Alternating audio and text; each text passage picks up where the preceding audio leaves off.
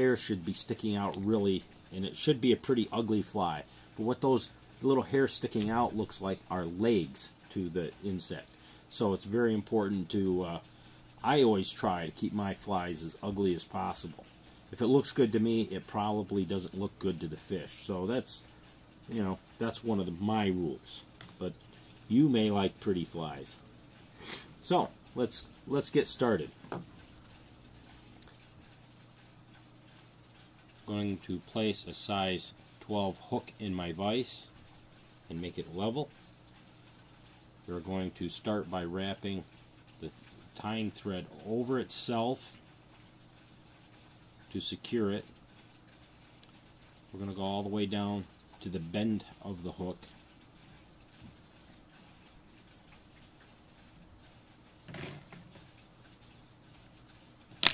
And this is a good time to also talk about the eye of the hook is where you tie your fly. That's right here. This is the shank from here down to where it starts to bend. The bend is where it bends. Then this hook has a barb on it, which is right in here, and a point. Okay? So a lot of times when you tie flies, your measurements are in proportion to the shape and size of the hook. Okay? Now, what I'm going to do is take some of my non-toxic lead wire and wrap it around the hook, shank, about like so, and then I'm going to nip it here and push that down nice and tight. I'm going to nip it at the other end and make sure that piece is nice and tight. And I'm going to wrap thread back over that. Okay? And you can go pretty quick here and just make sure it's nice and secure. Okay, that helps hold the fly together and it keeps the lead from coming loose and going all over the place. So once we get that on there nice and tight, bring this back to the bend of the hook and let that hang down. Now we're going to take our Haresear mask. We're going to cut out some of these fibers here for the tail. Okay, so I'm going to hold that and take my scissors and cut it. And then I'm going to pull the fuzzy hairs out of that and put them in my little mixing bowl because I can use all those again. Okay? Now we're going to pinch, use the pinch method. I'm going to pinch that on the hook, pull the line up through and come down nice and easy, and then pull up on the other side and then down nice and easy, and pull up is where you get the nice tension from. Then we're going to wrap that nice and tight. There's our tail. Okay. Now we're going to need a piece of tinsel, and this is some real fine copper wire I have, and this looks really nice on this. It's kind of a dark copper color. And we're going to pinch and hold that right on there and tie that right in there. Nice and secure. And put that in our spring material clip here. This holds material out of your way. Now comes the fun part. We're going to spin some fur on here. So we're going to wrap that on there and bring this forward. We're going to take our spinner, okay, and hook this end on the line here. Actually, what's easier to do is to get some of our blended fur material, and this thread I'm using is already pre-waxed, so it will stick. Some of this fur will stick right to it as it is on one side.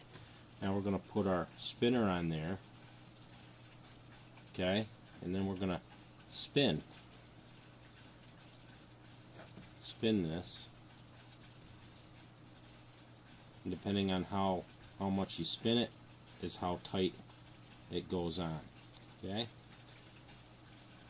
Now I like to use, once I get it to where I like it, where I want it to be, I'll use my hackle pliers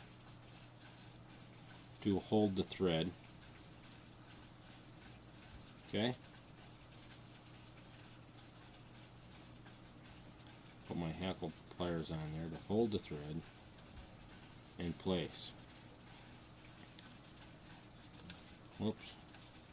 And then I can wrap it. Now I can wrap it right around that hook, get it nice and tight, and this forms the body, and you see how those hairs are sticking out all over the place. That's good. That's what you want.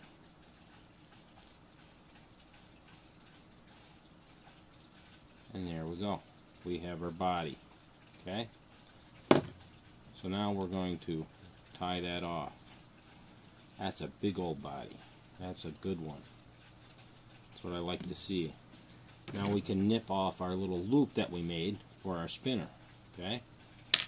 Now we need to bring this copper wire. You can wrap it either way. Some people like to counter wrap it, and I like to wrap it the same way so that it goes right down inside of it and makes a nice rib so it looks like a real segmented body. And we're going to wrap that off. Nice. There we go. Now, back to our turkey quill. Cut a little piece out of there. No, I don't like that one. Let's take this one right here. Let's cut a piece right out of there and pull that off. Remember, that's lacquered, and we want to size it. We don't want it too thick. About 1/4 of an inch maybe is pretty good size. And that's our wing case. We're going to tie that on facing backwards. Okay? Now we need to do our thorax. See, this wing case will come up over the top of the thorax.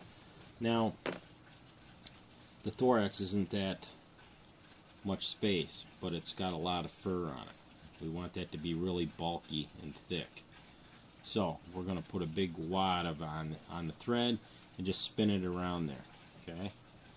And then we're going to pull that wing case over the top of it. Okay?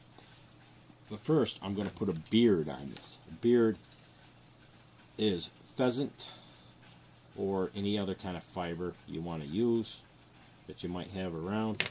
This happens to be pheasant quills, and I'm going to take those little quills and put them right on there and hold it on the bottom, and then, oops, come back here. I'm going to pinch that right on there, and then we're going to wrap that. Okay? Pretty easy. There's our little beard. Now we're going to nip that off. We're going to pull our wing case forward. And nice and easy around, and then tighten it.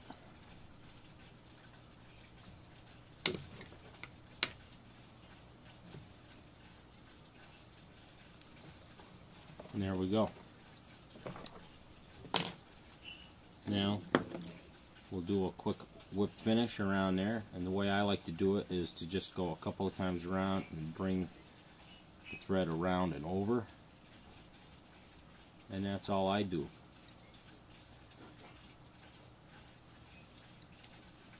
Okay, there we are. We're done with our fly as soon as we nip this off. So there we go. We got a nice little hare's ear nip.